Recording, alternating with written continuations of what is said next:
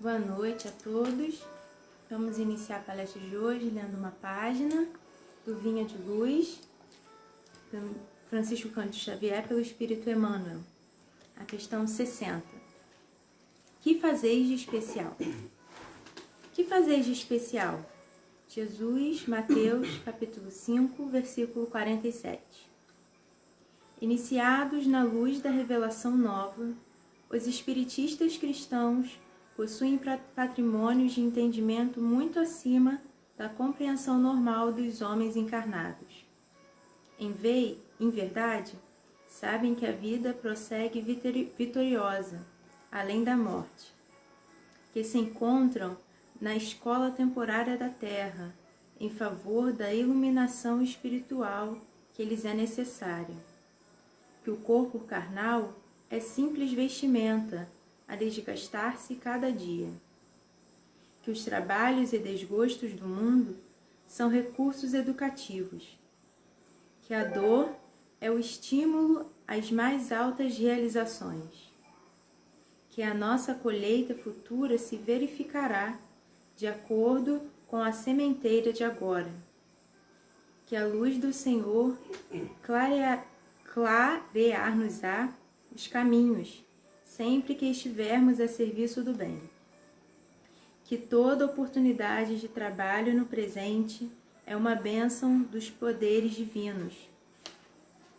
Que ninguém se acha na crosta do planeta em excursão de prazeres fáceis, mas sim em missão de aperfeiçoamento.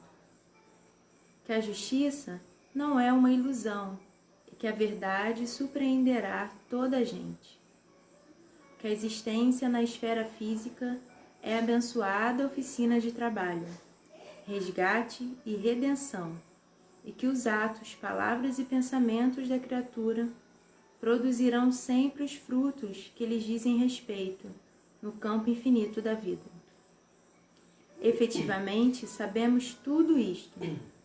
Em face, pois, de tantos conhecimentos e informações dos planos mais altos, a beneficiarem nossos círculos felizes de trabalho espiritual, é justo ouçamos a interrogação do Divino Mestre: que fazeis mais que os outros? Vamos agora fechar os nossos olhos, sintonizar nossos pensamentos com os nossos amigos espirituais, com Jesus, que nesse momento, Senhor, todos esses amigos possam estar vibrando junto conosco. Agradecemos, Senhor, por essa oportunidade de estarmos juntos, pela oportunidade de conhecer o Espiritismo, o Evangelho.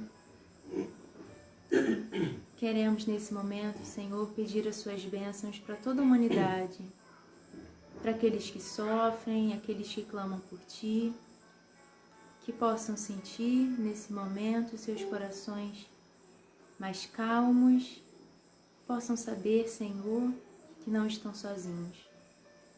Abençoe o nosso lar, abençoe nossas casas espíritas, abençoe todos nós, Senhor, hoje e sempre, graças a Deus.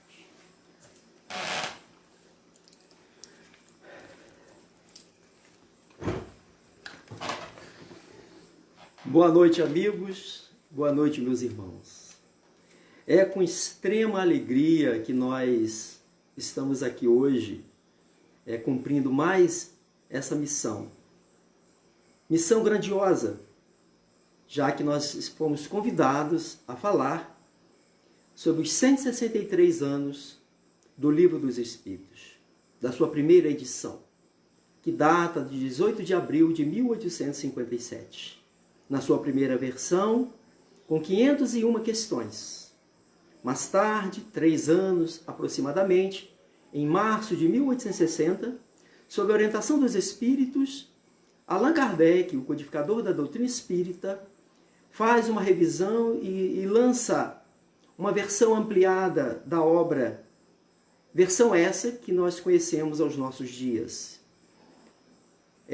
Emoldurada, formatada em 1019 questões, subdivididas em 4 partes.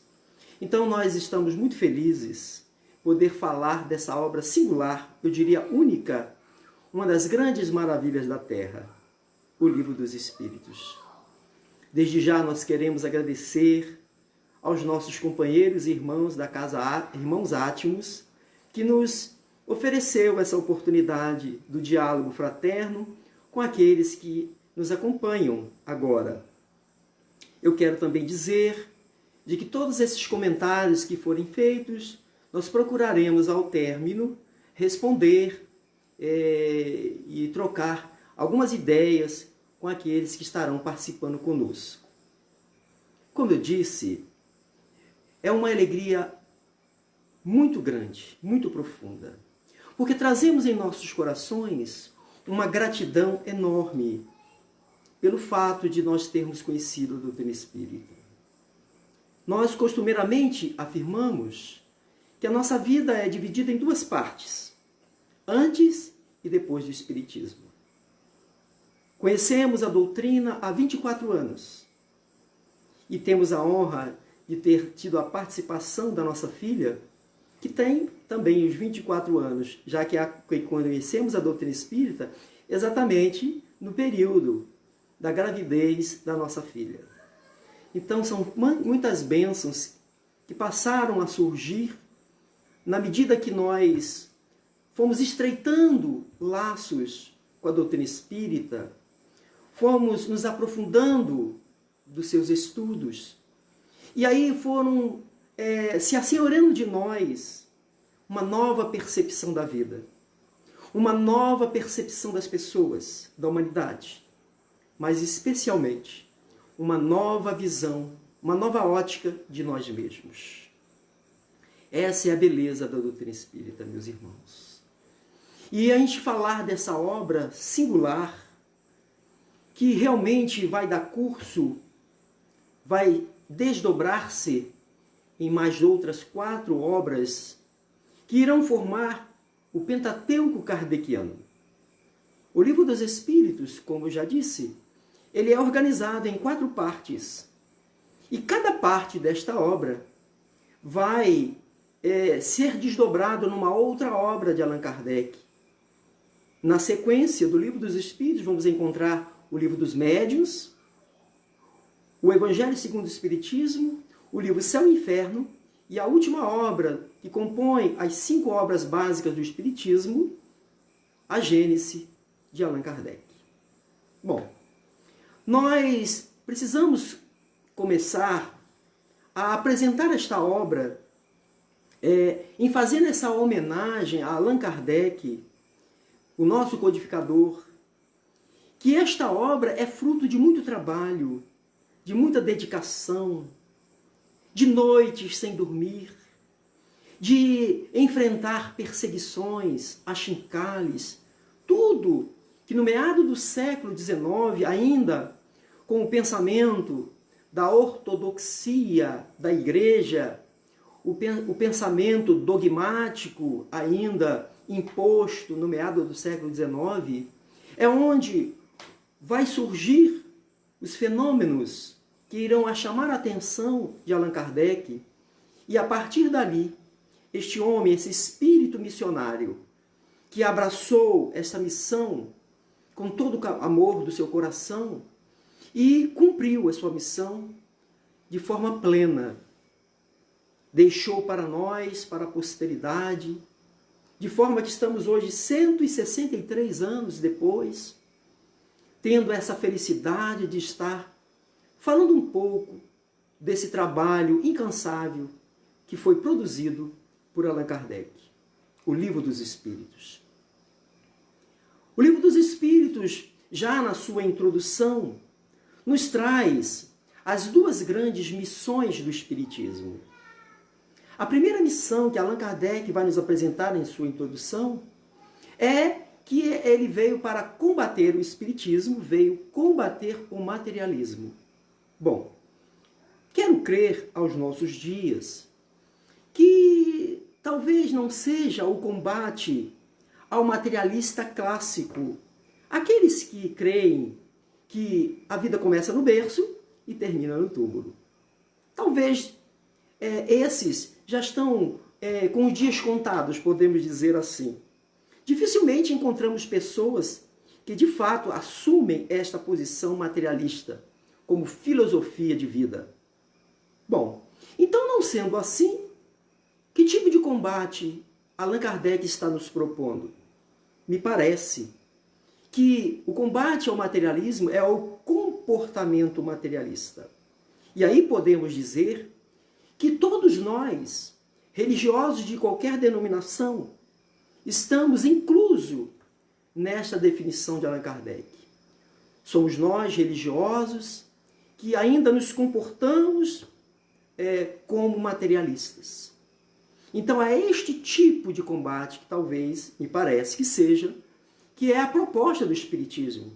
Combater o comportamento materialista. Mais adiante, na introdução do Livro dos Espíritos, ele vai nos apresentar agora a outra missão, e eu diria, definitiva do Espiritismo, que é a regeneração da humanidade. Bom, essa regeneração, nós sabemos, foi tratada na introdução, no início da obra espírita, e ela é também tratada na última obra que compõe os 5 livros de Allan Kardec. Ele começa falando dela na introdução do Livro dos Espíritos e termina no livro Gênesis, capítulo 18, São Chegados os Tempos, falando exatamente na regeneração do planeta, na transição que estamos todos mergulhados, imersos, e que agora, com a visão, com o conhecimento, com a postura espírita, Deus, Jesus espera de nós que nos tornemos colaboradores. Nós, propositadamente, trouxemos a página de abertura, a lição 60 do livro Via de Luz de Emmanuel, intitulado Que Fazeis de Especial? Ao término, quando nós estivermos por encerrar o nosso estudo, vamos voltar a essa questão, se o tempo nos permitir. Que fazemos de especial? Então, a regeneração da Terra é a grande missão do Espiritismo, né? E que está sob a responsabilidade de nós, espíritas, dar curso a esse projeto, dar execução a esse projeto. A regeneração começa na regeneração do indivíduo, de cada um de nós que fazemos parte, que compomos essa humanidade terrena. Então essa regeneração começa primeiro em nós. E às vezes vemos companheiros nossos, espíritas, que depois de participar de estudos, de seminários, de assistirem palestras, saem dali para aplicar o conceito no companheiro, na companheira, no filho, no vizinho, quem quer que seja, imaginando que tudo aquilo que ele aprendeu era para aplicar no outro. Na verdade, esse remédio amargo precisa ser aplicado em nós, né? Eu digo amargo sob o ponto de vista das nossas dificuldades. Porque para tomar esse medicamento, para enfrentar a realidade de nós mesmos, precisa de muita coragem, não é? Bom, então a primeira parte desta obra, intitulada Das Causas Primárias, a primeira questão que vamos encontrar, que é Deus. Primeiro eu quero dizer que toda a sequência da obra espírita, das obras básicas, tem uma lógica. Não foi colocado ao acaso. Allan Kardec estabeleceu toda uma lógica de entendimento para que cada entendimento pudesse dar dar base ao que viria depois. Então, a grande questão que Allan Kardec irá iniciar é exatamente a visão que nós passaremos a ter depois de estudar o Livro dos Espíritos. E dentro desta visão que os Espíritos nos apresentam, respondendo à questão primeira que Allan Kardec faz, que é Deus, eles vão dizer que é a inteligência suprema do universo, causa primária de todas as coisas. A seguir, ele vai nos apresentar alguns atributos da divindade. Resumidamente, vamos ali poder extrair das informações que os Espíritos nos trouxeram, como Deus sendo único, onisciente, infinitamente bom, justo e misericordioso. Ou seja, estabelecer um novo paradigma. E que este paradigma servirá para que a gente confronte, analise, tire as nossas conclusões de absolutamente tudo em nossas vidas. Tudo que nós formos fazer de análise, seja da dor, seja da vida, dos problemas, das dificuldades, nós temos que passar pelo crivo desse novo paradigma. Deus é infinitamente bom, justo e misericordioso. Essa primeira parte também, nós vamos encontrar a apresentação de 3 princípios. O princípio criador, que é Deus, é o incriado. Sempre existiu, é único, é eterno. Por isso ele é único. Deus criou absolutamente tudo, de toda a eternidade. No Livro dos Espíritos, em sua primeira parte, nos apresentará os 2 princípios criados por Deus. O princípio inteligente, ou o princípio espiritual, como queiram, e o princípio material. Então, nós vamos observar que tudo que nós vamos conhecer, tudo que nós vamos nos relacionar, advém desses 2 princípios criados por Deus. Então, depois, ele vai fazer um trabalho desses elementos gerais do universo e vai nos apresentar em síntese, dentro de um processo de evolução, tudo que vai surgir a partir desses 2 princípios. O princípio material, do fluido cósmico universal, dessa matéria elementar, que vai oferecer possibilidade de criação, de renovação de todo tipo de matéria que nós conhecemos, ou da maior parte que ainda desconhecemos, pelo fato das nossas limitações ainda presentes, como espíritos inferiores que ainda somos classificados pelos superiores. Então, a partir dali, são 75 questões que compõem a primeira parte do Livro dos Espíritos, que vai tratar exatamente das causas primárias, da criação de Deus, das provas da existência de Deus, das diversas moradas de Deus, enfim. É um conceito básico que vai nortear o que virá depois, na sua segunda parte. A segunda parte do Livro dos Espíritos é a maior parte da obra. E também consideramos que é a parte de maior revelação. Não é? Bom, eu citei aqui este termo, revelação, porque na terceira obra de Allan Kardec, no Evangelho segundo o Espiritismo, em seu capítulo 1, intitulado Não Vim Destruir a Lei, ali Allan Kardec nos dá algumas informações, traça um roteiro entre as 3 revelações de Deus, mostrando-nos os pontos de contato que há entre as 3 revelações. E ali ele vai nos apresentar a primeira revelação, Moisés, que trouxe o sentido da justiça, né? Resgatou essa visão da visão única de Deus, do Deus único. E depois vai nos apresentar a segunda revelação de Deus, Jesus, que nos trouxe o amor, a lei de amor. Então, mais tarde, cumprindo a promessa de Jesus, a terceira revelação de Deus, para nós, pelo menos espíritas, não há que ter dúvida, é o Espiritismo, que veio mostrar a importância da caridade como meio para se atingir a salvação, através de conceitos bem razoáveis que a nossa razão possa aceitar. Então, depois de ele estabelecer essas três conexões, que na verdade não concorre, uma revelação não concorre com a outra, elas apenas são continuidade umas das outras. As revelações tratam de uma mesma verdade, que é Deus, né?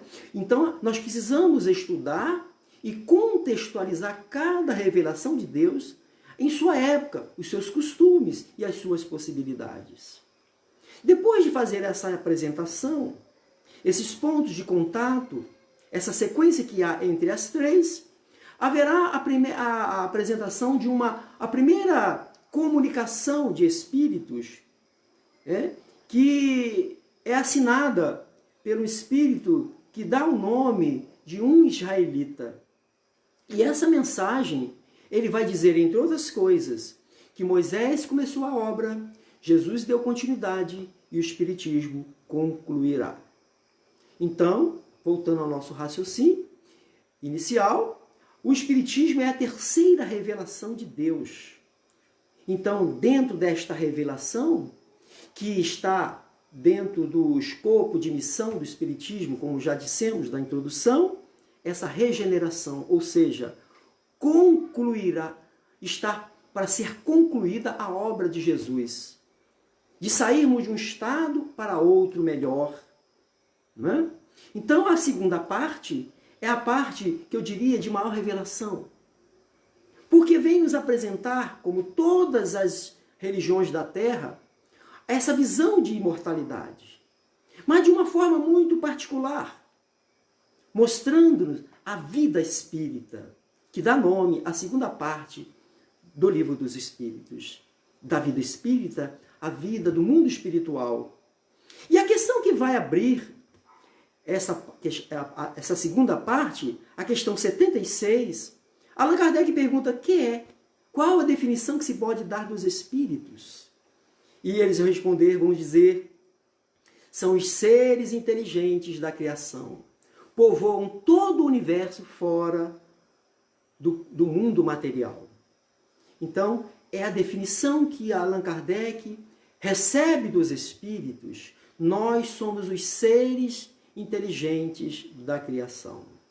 Essa segunda parte vai até a 613, são 537 questões, que vamos nos deparar com estudos fantásticos.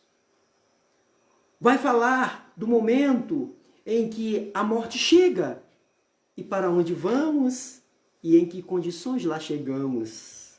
Vai falar do retorno do espírito após transitar na humanidade revestido de um corpo físico. Então não há segredo, meus irmãos. Morremos como vivemos. Levamos absolutamente aquilo que nós, espírita, somos capazes de levar. As nossas experiências, as nossas vivências, os nossos aprendizados, as nossas quedas, mas também os nossos acertos. E tudo isso vai determinar das condições do nosso despertar no mundo espiritual. As companhias, quem irá nos receber. Então está também estabelecido pela doutrina espírita a lei de afinidade e sintonia. Então, não é pelo fato de nós sermos espíritas, que temos esse conhecimento, que vai nos facultar um lugar melhor, um despertar melhor. Não! O conhecimento só nos trará maiores responsabilidades. O que de fato vai nos conferir um estado melhor, uma companhia melhor, é o que fazemos do conhecimento espírita. É o que fazemos de especial, segundo Emmanuel. É o que fazemos de nós todos os dias.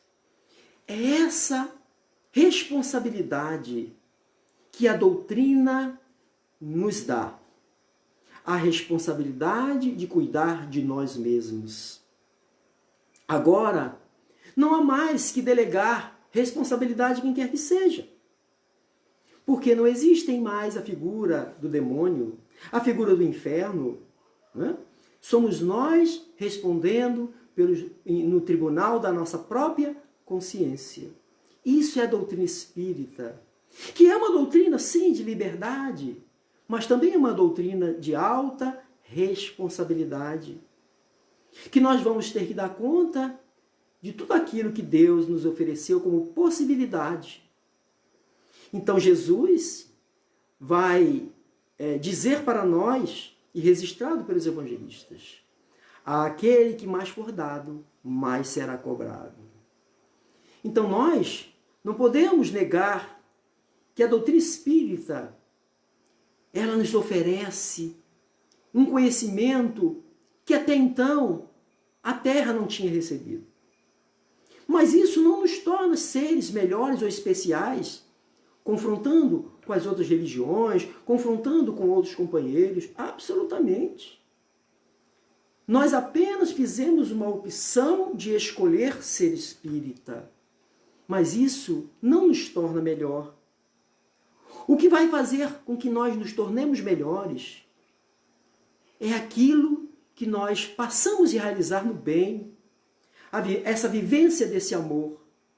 E isso está muito bem colocado, muito bem orientado no Evangelho segundo o Espiritismo, a terceira obra de Allan Kardec, que na verdade é um desdobramento da terceira parte do Livro dos Espíritos, intitulada Das Leis Morais. Esta parte que estamos tratando, a segunda, da vida espírita, ela vai ser desdobrada na segunda obra de Allan Kardec, o Livro dos Médiuns, que é aquele roteiro seguro para o conhecimento e para a prática da mediunidade com Jesus. O Livro dos Médiuns precisa ser melhor estudado. E é na segunda parte do Livro dos Espíritos que vamos buscar essa inspiração. No Livro dos Espíritos, na segunda parte do Livro dos Espíritos, nós também estudamos a escala espírita. Essa escala nos é apresentada entre as questões 100 e 113 da segunda parte desta obra. Allan Kardec diz, ao apresentar essa escala, que não há nada ali de absoluto, mas que nos dá uma ideia bem razoável das condições de todos nós espíritos que aqui nos encontramos no orbe terreno. E ele vai nos apresentar uma escala de 10 classes subdivididas em 3 ordens. A primeira ordem, classe única, espírito puro. A segunda classe, composta por espíritos bons, vamos encontrar 4 classes lá. Os bons, os sábios, os de sabedoria e os superiores. Bom, ao fazer uma análise, um estudo sério e responsável do que define esses espíritos bons, dificilmente nós nos enquadramos ali. Então, assim, só nos resta a base da escala. Os espíritos de terceira ordem, considerados espíritos imperfeitos. Meus amigos, são 5 classes que não tem nada de bom, só tem coisa ruim. E todos nós estamos ali, neste bolo. Porque na Terra, aqueles de segunda ordem que aqui se encarnam por exceção, por missão, por misericórdia a nós. Nós estamos aqui por necessidade. Óbvio que nós vamos ter que buscar entre essas 5 classes que formam a base da escala espírita, espíritos imperfeitos, onde nós nos enquadramos ali. E a gente fica buscando de um lado para o outro, buscando misericórdia conosco mesmo. Porque os espíritos de 10ª classe, realmente, nós já não o somos. São os espíritos malévolos, que se comprazem em fazer o mal. Nós não somos mais essas criaturas, convenhamos. Mas depois de colocar lá os espíritos batedores e tantos outros, nós vamos encontrar uma classe, intitulada Os Espíritos Neutros. E eles lá definem o seguinte: no espírito neutro é aqueles que não fazem o mal. A gente fica tão feliz quando nos encontramos ali. Custei, mas me achei. Não faço o mal. Mas nós, depois de fizeram lá. E eles colocaram depois da vírgula, mas que ainda não tem a força moral para fazer o bem. Esse é o nosso problema. Está lá. Bom, aí nós vamos encontrar companheiros que dizem assim: não, mas eu não sou um espírito neutro mais, porque eu faço a campanha do quilo na casa espírita. Eu participo da visita fraterna, né? Eu faço o bem. Sim, é verdade. Oremos, meus irmãos, em rogativas ao nosso codificador, agora, possivelmente, ainda no plano espiritual, para que se apiede de nós e peça a Jesus e mande para nós uma nova classe de espíritos. Aqueles que estariam entre as duas ordens da base, entre a terceira e a segunda ordem de espíritos, ou seja, aqueles que estariam num pé aqui e um pé lá, que estariam em transição. Por enquanto ainda não existe essa classe. Bom, mas eu faço bem, como é que eu me resolvo? Então vamos voltar então à definição de espírito bom. Ele só está classificado como espírito bom, de segunda ordem, porque eles fazem o bem com todos, o tempo todo. Enquanto que nós, às vezes, estabelecemos condições para praticar o bem. Esse é o nosso problema. Conheci uma pessoa do movimento espírita, de casas espíritas, de que, dialogando conosco, ele meio queixoso disse-nos de que, numa oportunidade, uma pessoa da casa o procurou pedindo ajuda, já que ele estava com um problema muito sério.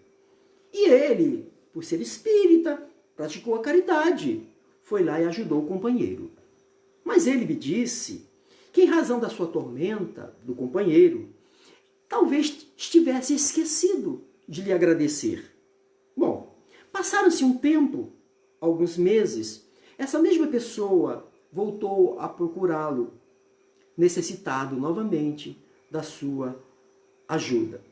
Ele, espírita, praticante da caridade, novamente, não pensou duas vezes, ajudou. Mas aí, eis que surge um problema. A pessoa novamente não lhe agradeceu. E sabe o que ele fez? Disse-me ele: não ajudo mais, é um ingrato.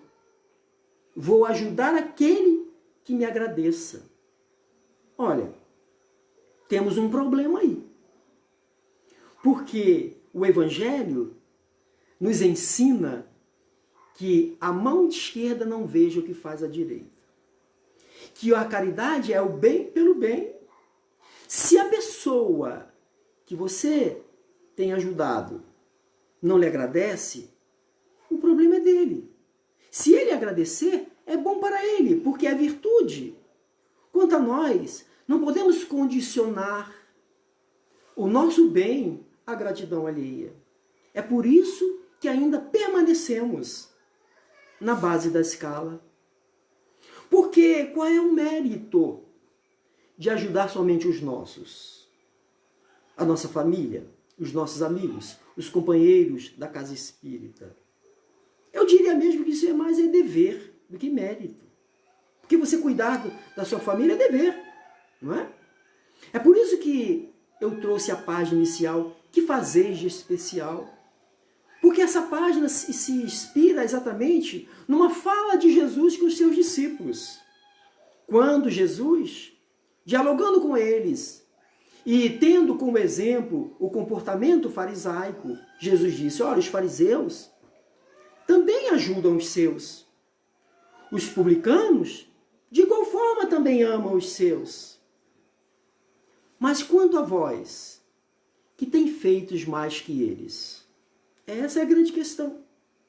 É por isso que nós precisamos de estar melhor empenhados com a vontade, para que a gente supere e universalize a nossa caridade. sem nenhum julgamento, sem nenhuma imposição para o exercício da nossa bondade. Nesta segunda parte também, Allan Kardec vai fazer um estudo sobre a reencarnação.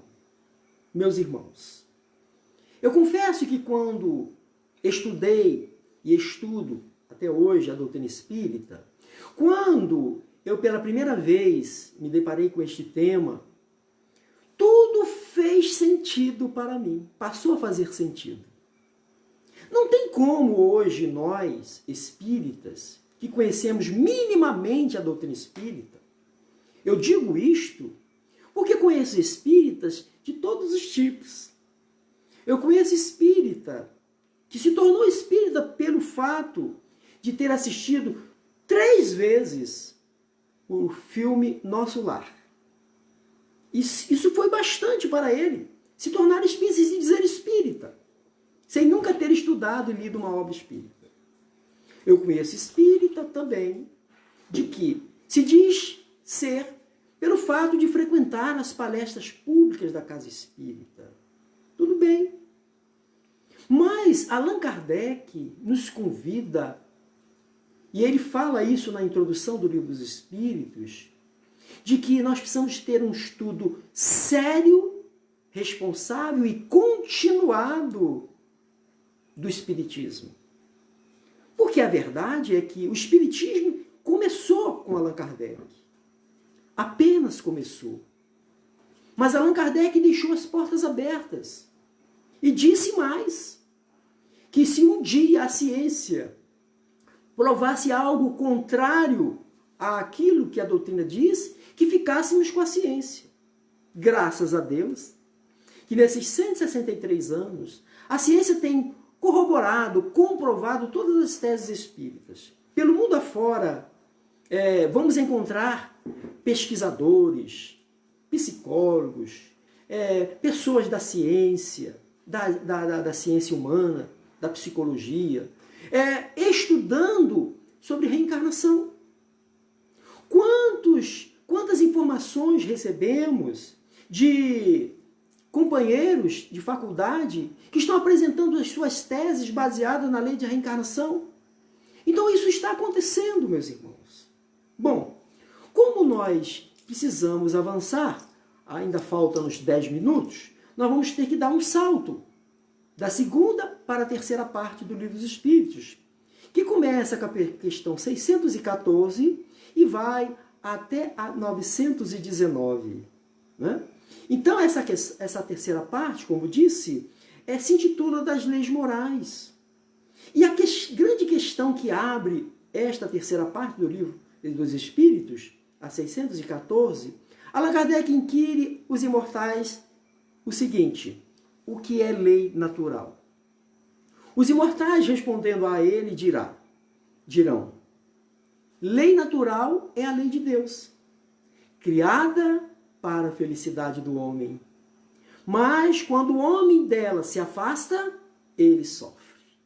Veja, todos nós fomos criados simples e ignorantes com apenas uma fatalidade: nos tornarmos espíritos puros, relativamente, obviamente, e felizes. E por que estamos sofrendo? Porque padecemos de tantos problemas, de tantas dores. Porque estamos reencarnados num mundo de expiações e provas.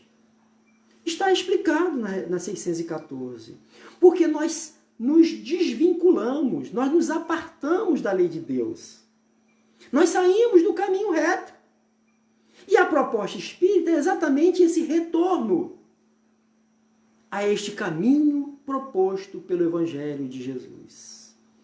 Este comportamento evangélico preceituado na fala de Jesus, mas sobretudo nos seus exemplos, é o que nós precisamos fazer. Né? Então, quando eu digo que há espíritas que assim se designam, mas que nunca leram o Livro dos Espíritos, muito menos estudaram. Não é? Então a gente fica vendo espírita, que é espírita de vídeos, Não estamos condenando os vídeos, acá estamos acabando de fazer um aqui em razão da situação que está aí sendo apresentada. Mas eu quero crer que esta tendência do uso da tecnologia deixará de ser uma tendência e passará a ser uma realidade. Porque é inegável que este recurso está alcançando pessoas que jamais teriam a oportunidade de ir, por exemplo, numa casa espírita. Então esse recurso precisa ser fomentado, aprofundado e usado, sim, independente da normalidade de retorno às nossas atividades nas casas espíritas. Então, para alguns, o livro dos Espíritos ainda é um desconhecido. E, às vezes, se conhece muito mal o livro dos Espíritos, o Evangelho e as demais obras, que é o desdobramento da obra básica, não conhecemos. Então, na terceira parte, nos são apresentadas 10 leis. Apenas 10. Eu acredito que tenham outras. Mas para a nossa orientação, na nossa caminhada terrena, é mais do que suficiente. Se nós estudarmos e compreendermos aquilo ali, né? A lei de adoração, a lei de destruição, né? A lei de sociedade, a lei do trabalho, tudo isso são leis que foram criadas por Deus para nos permitir, ao caminhar sobre as luzes dessas leis, a gente chegar ao nosso destino de forma segura. Né? E a 10ª lei, que nos é apresentada no 11º capítulo da terceira parte do Livro dos Espíritos, é o resumo de todas as outras, das 9 anteriores. É a lei de justiça, de amor e de caridade. Olha só que beleza, né? Sabe que lei é essa? Com essa visão tríplice, justiça, amor e caridade? As 3 revelações que nós citamos do Evangelho, capítulo 1. Justiça, Moisés. Amor, Jesus. Caridade, Espiritismo. Então, a 10ª lei é a síntese das 3 revelações. E que lá está muito bem explicado para nós. E na questão que nós vamos abordar agora, é a parte última, faltam uns poucos minutos para o encerramento desse nosso estudo, tentando, né, fazer essa mágica de apresentar o Livro dos Espíritos em 40, 45 minutos. Mas é um esforço legal que nós estamos adorando. Eu espero que esteja nos acompanhando também. A última parte do Livro dos Espíritos, meus amigos, das esperanças e consolações. E a questão que abre esta parte é a 920 e encerra até a 1019. A pergunta 920, olha a grande questão. É possível, pergunta Allan Kardec, abrindo esta última parte, é possível nós termos uma felicidade completa na Terra? Os espíritos começam dizendo que não. Mas tem uma vírgula, e o consolo vem depois. Mas que só depende de um homem mover todos os esforços para ser tão feliz quanto possa na Terra. Só depende de nós, meus irmãos. Essa é a beleza do Consolador prometido por Jesus. Mas onde nós estamos colocando o peso de valor? O que nós estamos valorizando em nossa vida? É esse que é o nosso problema. Onde estamos buscando felicidade? Normalmente buscamos felicidade nas pessoas e nas coisas. Enquanto que felicidade é um estado da alma. É um sentimento que vai nascendo em nós pela compreensão do Evangelho de Jesus. Pela compreensão na crença absoluta na vida futura. Tudo isso vai nos dando uma nova forma de ver e interpretar a vida, de valorizar as coisas que temos, ao invés de ficar reclamando e desejando aquilo que não temos. E às vezes esquecemos de agradecer o que já somos possuidores. A grande posse que nós temos, as posses do Espírito, o tesouro que vai nos acompanhar, segundo Jesus. Então, para encerrar, meus irmãos, vamos fazer esta prece exaltando as bênçãos de todos os dias. Obrigado, Senhor, pela visão que me concedeste, de poder ver as maravilhas do dia e da noite, de olhar face a face os nossos irmãos. Obrigado, Senhor, de poder ouvir quantos muitos vivem sem poder, de ouvir o sorriso, a gargalhada, o choro da criança, o lamento de um irmão, ouvir o chocolhar das árvores e o cantar dos pássaros. Tudo isso é bênção em nossas vidas, meus irmãos. Obrigado porque nós podemos falar palavras de amor, palavras de incentivo, palavras de esclarecimento, palavras que edificam. Obrigado, Senhor, pelas pernas que me levam e trazem. Obrigado pelas mãos, Senhor, que ergue, que sustenta, mas também que oferece. Obrigado, Senhor, pelo corpo físico, pela mente, pelo cérebro, que nos permite emitir pensamentos, desenvolver a nossa lógica. Obrigado, Senhor, pela família. Obrigado pelo lar, pelos amigos. Obrigado pela doutrina espírita, Senhor. Que todo esse agradecimento se reverta em motivação, meus irmãos, para que a gente possa, de fato, fazer coisas especiais. Nós agradecemos profundamente por mais esta oportunidade do diálogo fraterno com os nossos irmãos. Agradeço profundamente a casa do irmão Átimos, a nossa querida amiga Maristela, que nos fez esse convite. Um beijo no coração de todos, muita paz, até uma próxima oportunidade. Um grande abraço.